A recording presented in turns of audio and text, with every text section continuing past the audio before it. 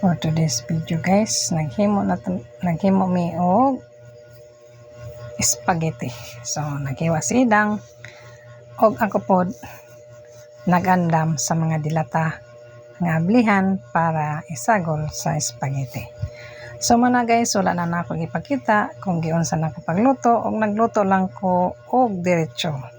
Kay kabalo ko nga kabalo na pod mo maghimo paunsang paghimo sa spaghetti lami.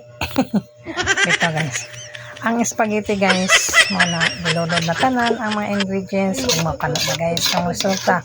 So nag-sticky na guys, itangan ako na siya o kebab, tea, corned beef, sweet potato, sugar, o gimix na ko na guys. So wala na akong ipakita guys kung asa ang spaghetti kaya nakalimot ko. So mula na guys, thank you for watching.